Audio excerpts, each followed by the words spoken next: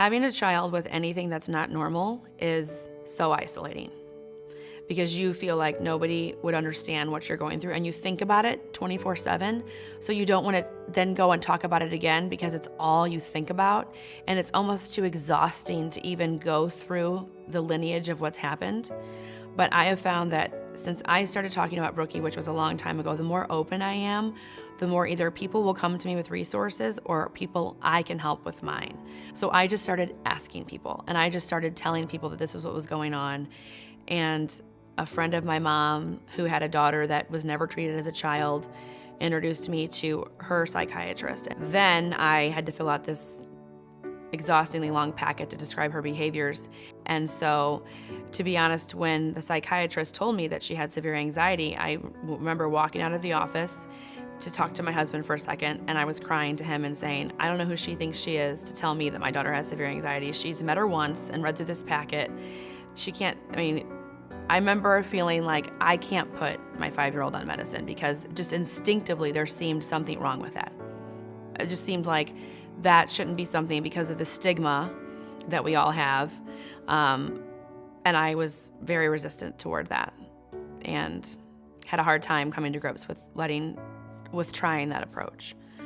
And I think if I'm really honest, the insecurities of what am I just turning to medicine and taking the easy approach? Is there other holistic things I could be trying?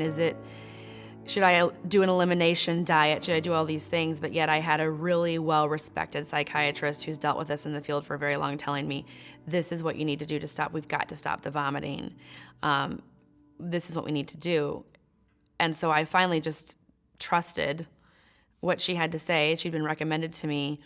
And it took a couple different types of medicine to get us on the right track.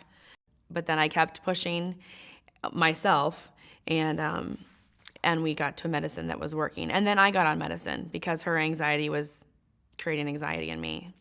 And it was overwhelming. And I didn't know what to do. I didn't know what to say to people. So that's how I kind of got to the point where we could treat her. I had a medical reason that I had to stop this. This is not an exaggeration. She had probably been throwing up. She'd probably thrown up about 400 times in her life at the age of 5. And so I just tell people, listen to the experts. If you go to someone for help and they're educated in it and they're suggesting something to help your child, listen to them. And the great thing is that our psychiatrist's goal wasn't to keep her on medication. Her goal was to put her on medication long enough for her to be able to actually even be able to cope with her anxieties. She wasn't able to even confront anything because her brain bully had taken over so much that she didn't even have the calming techniques. She couldn't even do anything. So by the time the medicine started kicking in, about a year after that, we were able to start therapy where she could cognitively work on her skills. We started CBT, which stands for Cognitive Behavioral Therapy. And the whole thought basis of that is that your thoughts control your feelings. And we had to teach Brooke that it was her thoughts that were making this anxiety come about. And the medicine component with the therapy component was huge. And I'd read a lot of research of how those two combined can make a massive amount of difference. I truly would encourage any parent that has a concern and they're watching their child do things that things have changed or something's not just right. Talk to people about it and make an appointment. Get a recommendation and go, because there's no harm. Just go figure out. It's just like if you thought your kid had a strep throat or an ear infection, you kind of know the signs. We call right away to our pediatrician. We say, I want to get them in to get their ears checked or get their throat checked. But we don't do that with mental health.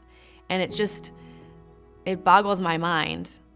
But even though I did it, I still was that way. I still hesitated. And I just think people need to be open about it and go tackle it head on. I've heard that the worst thing you can say to someone who may be going through an anxiety attack or a panic attack is, it's going to be okay. Right. Because to them, it's not. No. I know you're really scared right now. I know that you're having a hard time breathing. I know this feels overwhelming, but we're gonna try and do this anyway. And it's okay to feel this way. It's okay to be nervous. There's nothing wrong with being nervous. And when we say to kids, there's nothing to worry about, I don't know why you're getting so upset, we are isolating them and we are making them feel alone. And if we just consent and say, this is okay to feel this way. Everything, I would be nervous too. This is normal, but we're just gonna get through it. Then they know, okay, I'm gonna feel this way, but they know that they have to do it anyway. And then you're not allowing them to avoid the situation. So it has been something that I tell people every time I talk to a mom. And the only reason I knew it was because the therapist told me that. So I had no bags of tricks. I learned them by going to talk to somebody, and it's changed the way that I address her 90% of the time.